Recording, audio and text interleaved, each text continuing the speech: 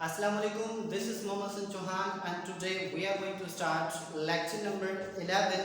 And in lecture number 11, we will learn what is a disjoint set, overlapping set, exhaustive set, and sets. So let's start. कि disjoint set किसे कहते हैं? What is a disjoint set? Disjoint set.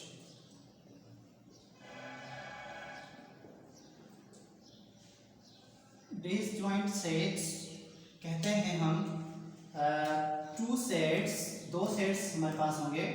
To sets are set to be disjoint. दो sets को हम disjoint sets कहेंगे ना, disjoint sets if they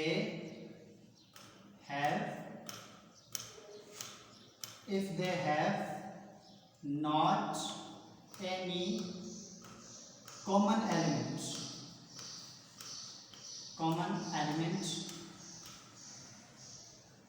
in both the sets.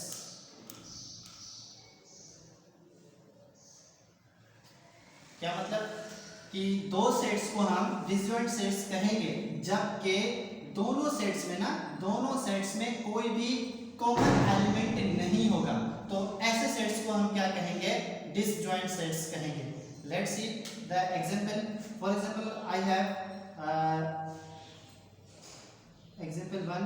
Set A मेरे पास है, that is 1 3 5, and see set B मेरे पास है 2 4 6.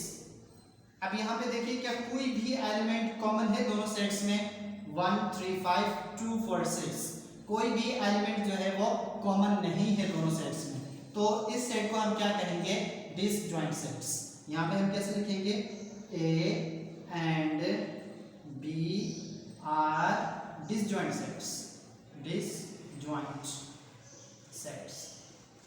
ठीक है. एग्जांपल नंबर 2 ले लें. अगर हम एग्जांपल नंबर 2, सेट ए मेरे पास है 1 2 3, एंड सी जो है बी सेट मेरे पास है ए बी सी. क्या दोनों सेट्स में से कोई भी एलिमेंट कॉमन है? नहीं है. तो इस सेट को हम क्या कहेंगे? ए एंड बी, सेम नाम लिख लिया मैंने, A and B are disjoint sets. Disjoint sets. Very easy. ठीक है. मजीद एग्जांपल्स इस तरह से कि कोई भी सेट, दो सेट्स गिवन होंगे और उन्हीं दोनों सेट्स में से कोई भी एलिमेंट कॉमन नहीं होगा. ठीक है. तो ऐसे सेट्स को हम क्या कहेंगे? डिसजॉइंट सेट कहेंगे. ठीक है. Let's see what is a overlapping set.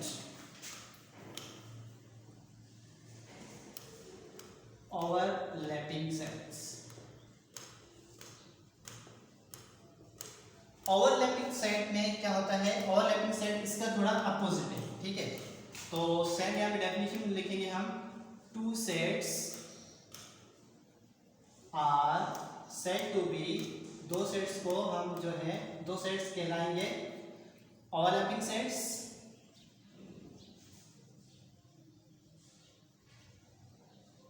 If they have, मतलब दोनों सेट्स के पास ना एट लीस्ट, कम से कम वन कॉमन एलिमेंट. एक एलिमेंट जो है ना कम से कम दोनों सेट्स में से क्या हो? कॉमन हो जाए. कॉमन एलिमेंट कैसे? दोनों सेट्स में से कोई एक एलिमेंट जो है वो कॉमन हो जाए, तो ऐसे सेट्स को हम क्या बोलते हैं? Overlapping set. ठीक है. For example we have a set जो है मेरे पास है, that is 1 2 4 6, and B set मेरे पास है 1 3 5 7. तो दोनों में से वन जो है वो कॉमन है, एटलीस्ट वन एलिमेंट जो है वो कॉमन है. तो इस सेट को हम क्या बोलेंगे? A and B are overlapping sets. तो हम लिख भी सकते हैं ऐसे ना, A and B are overlapping sets. Overlapping sets. For example I have set C that is A, B, C, D, E, and set D is A, E, I, O, U, and यहाँ पे देखें कितने elements common आ रहे हैं यहाँ पे ए सी, sorry B नहीं है, सी भी नहीं है, डी भी नहीं है, लेकिन ई जो है वो दोनों में कॉमन है, ए और ई दोनों में कॉमन है। तो एटलीस्ट वन मैंने बोला था ना, ज्यादा हो जाए तो भी ओवरलैप है, लेकिन एटलीस्ट वन तो जो है कॉमन होना चाहिए। तो फिर यहाँ पे हम क्या लिखेंगे इन दोनों को, C and D are overlapping sets.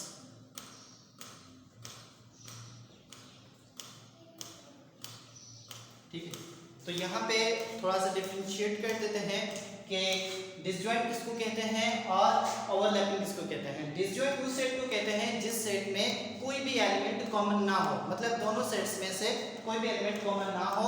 यहाँ पे एग्जांपल्स में अगर हम देख लें 1 3 5 है, यहाँ पे 2 4 6 है, कोई भी एलिमेंट्स कॉमन नहीं है ना, तो ऐसे सेट को हम क्या कहते हैं, डिसजॉइंट सेट्स। और ऐसे सेट जिसमें एटलीस्ट वन एलिमेंट जो है ना वो कॉमन होना चाहिए, तो ऐसे सेट को हम क्या कहते हैं, overlapping set. Let's see what is the exhaustive and sets. Exhaustive set क्या होता है? Let's see the definition of exhaustive set. If A union B is the subset of U, मतलब यूनिवर्सल सेट के ना, A यूनियन B जब हम निकालेंगे उनका जो आंसर आएगा वो U का सबसेट होगा, तो इसको हम क्या बोलेंगे, then it is said to be exhaustive set. Exhaustive set कैसे? For example, I have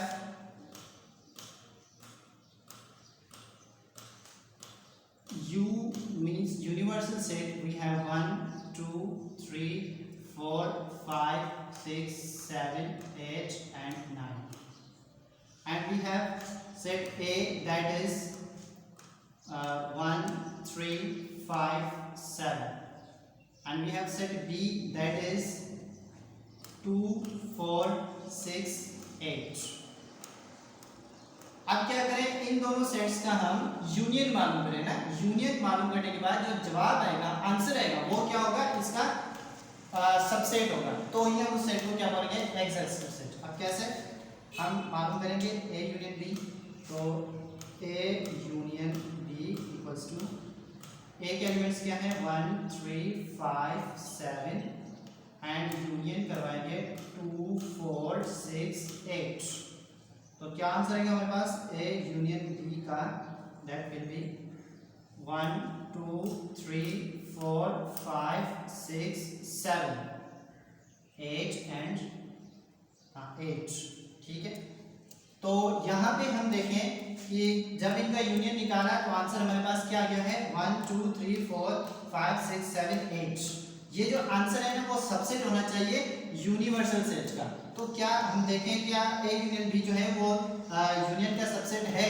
subset का मतलब क्या होता है कि जो A के एलिमेंट्स है वो सब के सब B में मौजूद होना लाजमी है। तो इसको हम A के एलिमेंट्स से कंसीडर कर लेते हैं, इसको हम B के एलिमेंट्स कंसीडर कर लेते हैं। ठीक है, तो देखें 1 है मौजूद, जी हाँ, 2 2 3 4 5 6 7 8 तक सारे एलिमेंट्स क्या है, कॉमन है, सारे एलिमेंट्स इसके अंदर आ रहे हैं। तो A यूनियन B जो है वो U का यूनिवर्सल सेट है, तो इस सेट को हम क्या बोलेंगे, एक्सहॉस्टिव सेट। ठीक है, इसको मालूम करने का यही तरीका है, जब हम A को यूनियन करवाएंगे B के साथ तो उनका आंसर जो है वो सबसेट होगा U का, तो ऐसे सेट को हम क्या कहेंगे, एक्सहॉस्टिव सेट।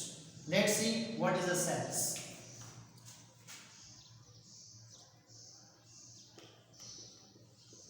सेल्स जो है सेट में आता है, और सेल्स जो है वो बिल्कुल इसका ही थोड़ा सा ही मतलब अपोजिट है ना।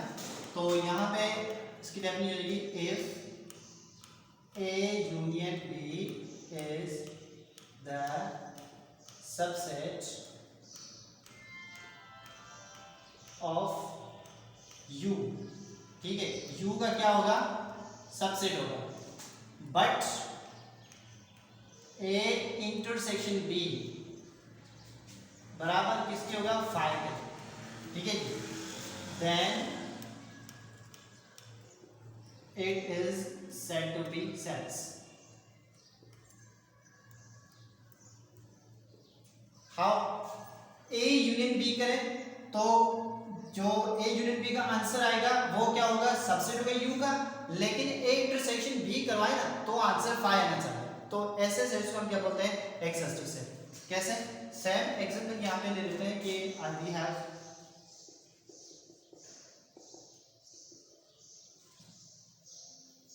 वी हैव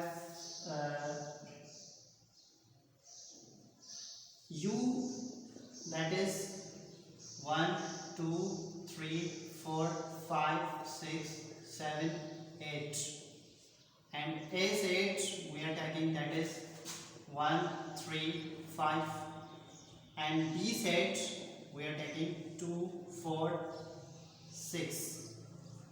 अब इनके यूनियन निकालें तो क्या आंसर है हमारे पास, A union B equals to A के एलिमेंट्स 1 3 5 एंड यूनियन B निकालें तो 2 4 6, एंड A यूनियन B हम मालूम करेंगे तो हमारे पास आंसर क्या आएगा, 1 2 3 4 5 6, ओके।